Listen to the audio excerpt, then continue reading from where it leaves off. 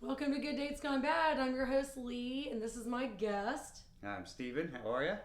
And we are glad you came back to join us.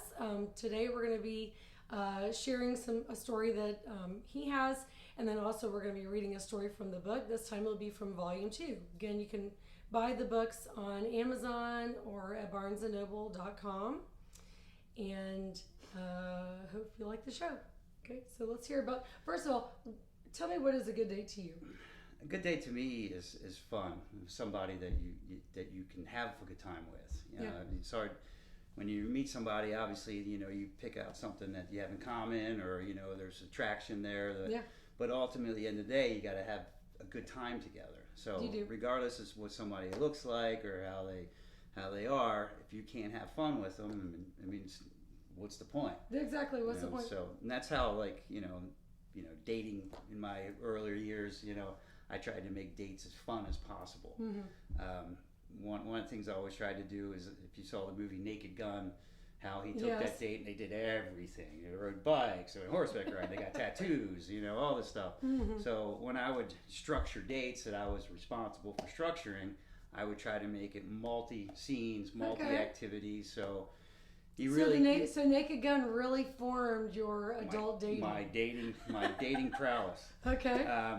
And that's the way I thought, it'd always be a good time. So you do multiple things, so you can see somebody in a different light. You're not just sitting at a movie, or you're not just sitting at dinner, you're doing some kind of activity. You usually try to make sure alcohol's involved. That way you loosen up a little bit. Yes. But But not too much. Not too much. So, because you want to somewhat remember, or maybe you don't want to remember it. It just depends on the date. Well, what about a bad date? I mean, what would be a reason for a deal breaker for you? A bad date, just a boring person. Somebody who's just not fun to talk to. You have to pull everything out of them. You're on dates, especially in your first date. You're trying to, obviously you have that attraction, but you're trying to pull things out of them that either to have fun with or to have some kind of connection about. Yeah. So if it's stale or dry or boring, then where are you going to go from there? You're making an excuse to go to the bathroom and you just leave. Right, crawl out the window or something like that. Well, or I've never had anybody ever do that to me before. There's not that I know of. I've never had anybody. The old Irish exit. Ghost me. I have done that before. No. Yeah. Oh my God. Okay, well, tell me about your bad date. I haven't had too many bad dates, but people that I've dated turned bad. They started off good. They started off good and fun, but then you get to know the inside of a certain person, or some of their foibles or quirks, or they start to show you who they or really their are. bad side. Yeah, that comes out, and that's usually alcohol makes that come out in some people. So it can be a good and bad. Could thing. be, somebody who can handle it and can have fun with it, and that's one thing. But somebody who gets over the edge, or their whole demeanor, angry, paranoid. That's angry and paranoid. That's the one. Or really weepy. So yeah, so that's not necessarily a bad date, but one of the kind of a bad dating experience was someone I dated. I guess about 2 or 3 people before I met my wife. Yeah. They say the hotter, you saw that, I don't know if you ever saw the thing, the hotter they are, the crazier they are. So there's a weird scale and a sliding. Well, I'm sure the guys have their own scales, right? Women have their scales too. So there's a fine line there. The more you go up in hotness, the more you go up the craziness. And this particular young lady, she was a good-looking girl. No. How old were you and how old was she? I guess I was 25, 26, 26, 27 area. And we'd known each other for a little while. Lived in the same kind of area. And just kind of just hooked up, and then we started dating.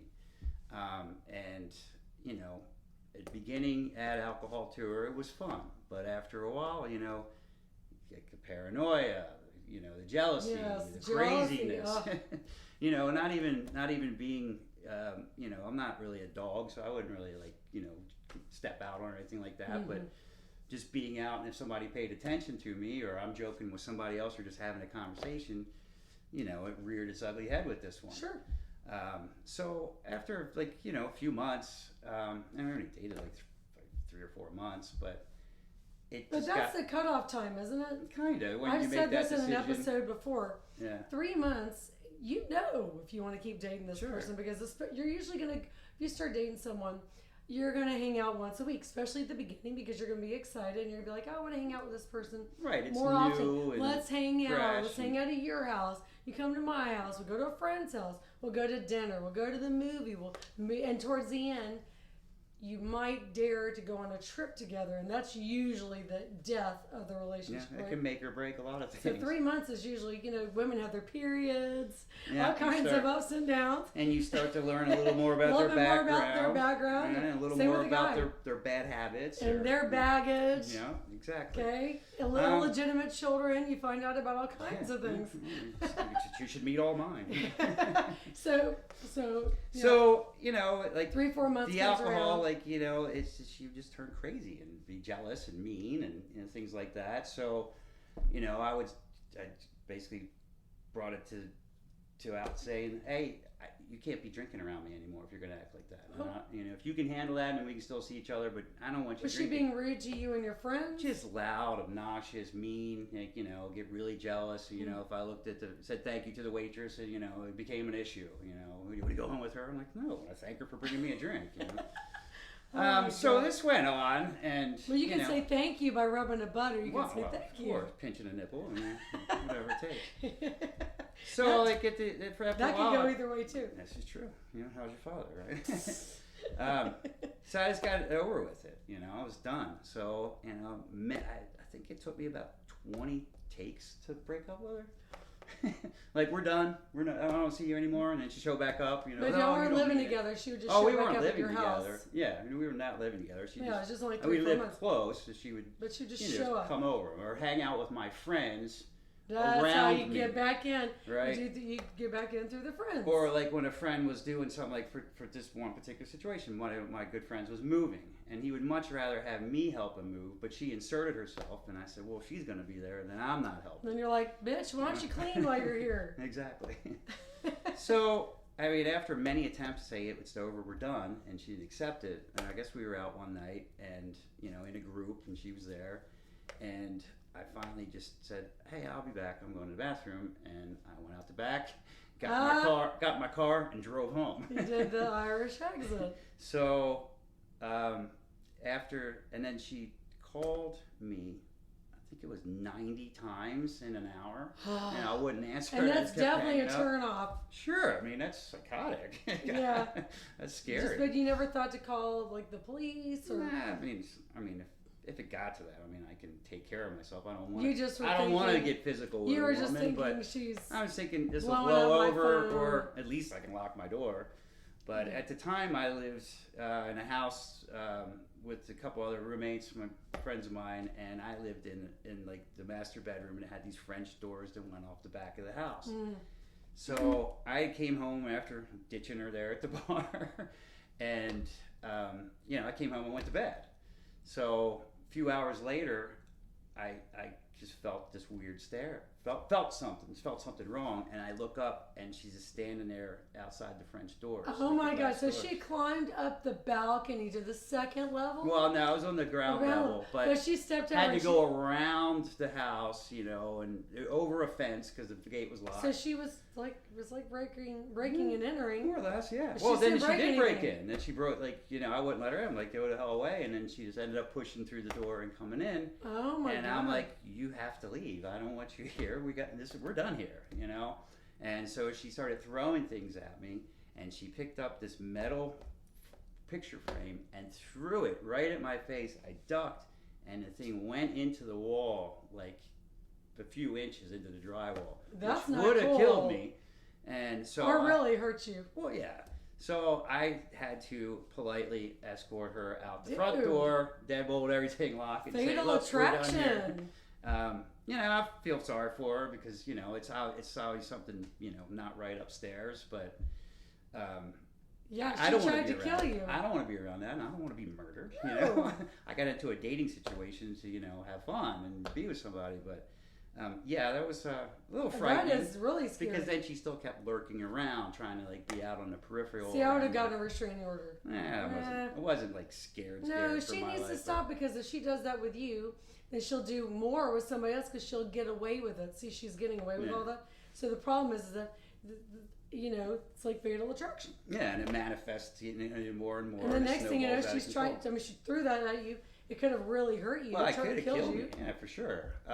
And what's funny is like later on, like kind of blocked that out, got away, and I guess a few months later, I started dating my wife now, and we were out at a show, like a concert, and when we're walking in, I can see her, this girl that I used to date, getting escorted out, like that, and with her guy she was dating at the time, and as they were passing. Maybe they got in an argument. Oh, well, I'm sure she's like that with everybody. Yeah.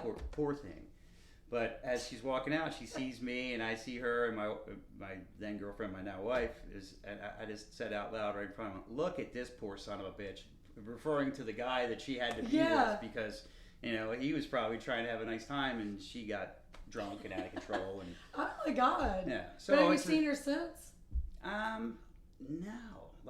Thank God. No, I haven't seen her. And have you moved? Over 20 years. Where were you living then? I was living in Dunwoody area, and so, maybe she. Well, once I hooked up with my girlfriend, now my wife, we were kind of, we stayed in the area for a little while, and then we ended up, moving, out of that area, so it wasn't anything. And, okay. And good. I guess this person had moved on as well, and for the betterment of everybody and of mankind. And no doubt.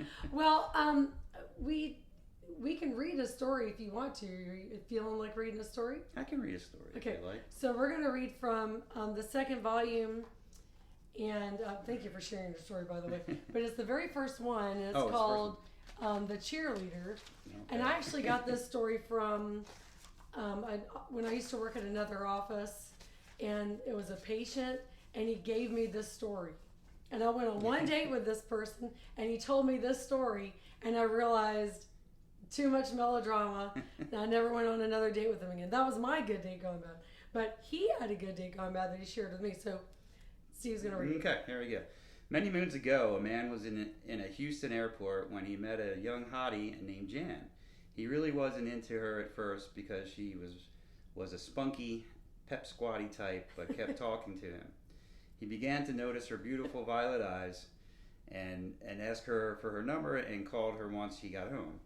They talked on the phone for a few times and opened up to each other, eventually deciding to get together. He found out that she was a big Dallas Cowboys fan. He wasn't into the football anymore, and even at the time, he was starting to lose interest. But she was really excited about football and even flew down to Dallas for home games. She lived in Phoenix, and the Cowboys were going to play there. So he figured that if she got worked up about those games, it might make a good date weekend. Mm-hmm. And he agreed to fly down on a Sunday morning and met her, and they would stay in a hotel near the stadium overnight, and with his return on Monday. The flight to Phoenix was fine. Soon after, he met up with Jan and her friends, enjoying a few Bloody Marys at the pregame party. At that point, with the light buzz assisting the poorly matched couple, he started to enjoy being with Jan and anticipated the rest of the weekend's activity. No, he says, did you hear what he said? The poorly matched up couple. Right. He knew right when he met her that she was not his type. Right. Red flag, red flag. Right, okay? trust You your can't gut. change people.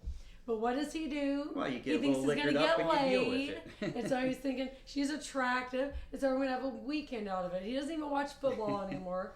All these red flags. These sacrifices you're making just to hop in a sack. All right? that for sex. Yeah. Well, Okay, go ahead. the little things we do. It's not good. She suddenly excused herself from the party because she said she had to get ready for the game and told him to pick her up at their hotel room in a half an hour. This is when things got weird. After about 45 minutes, he knocked on the hotel room door. When it opened, there stood a Dallas Cowboys cheerleader. Actually, it was Jan, but she had decked out in the authentic uniform, bearing a silver and blue painted face to boot. Really, her face was silver with a huge blue star.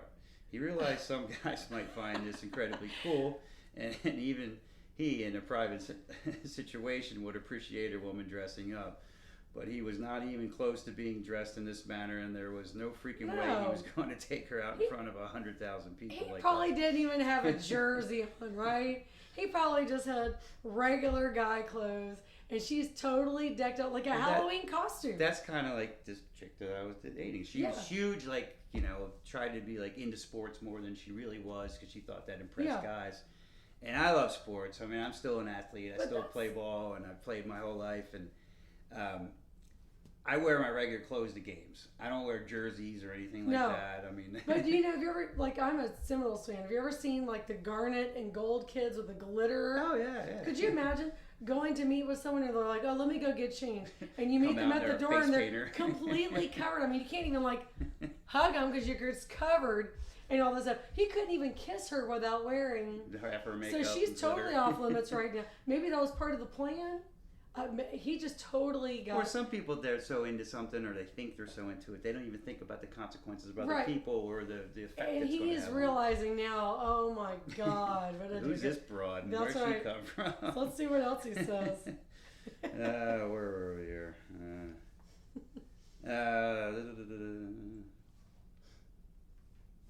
Okay, I'm found a spot again. She was already heading out the door when he regained his power of speech and told her to take that get up off and put on something nice. He told her to change her clothes. Wash your face, take off the star. And then put on something nice? Well, if she had the big boots on and the little shorty shorts, I may let that go.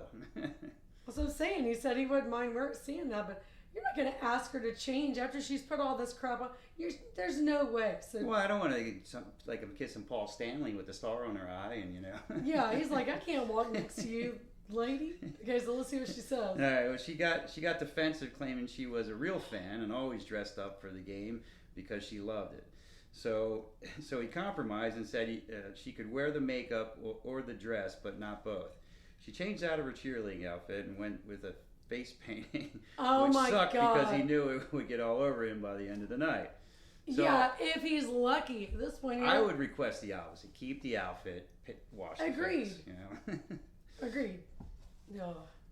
But how awkward. You have regular clothes on. Imagine me, and then I have a silver face with a big blue star, like Gene Simmons. Right. No, that was Paul Stanley. Paul Stanley. Excuse me. Love child.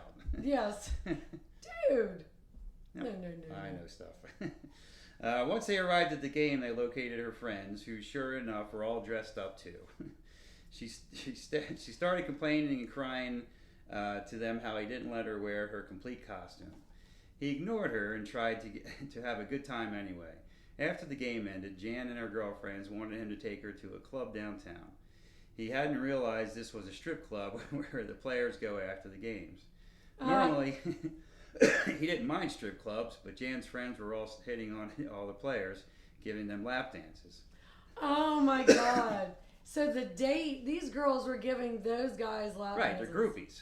At the end of the day, they're groupies. That's embarrassing. Yeah, and especially if you're thinking you're out on a date and you get drug along, and here I am in front of all these dudes. He probably doesn't need to buy her a drink. No. The $14 cocktail, because all the players are going to be buying her drinks. While you're up, get me one too. Oh my God. He realized they were all just pro athlete groupies, including his date Jan. She began acting all moody because she was missing out on the action, and she was also feeling left out because she wasn't getting any attention. So they got into a big fight, and he left her there, never seeing her again. Grateful for first impressions, he recalled the impression of her, vowing to listen to his gut first. Yes. First time around, on a peppy girl, always a cheerleader wannabe. That's right.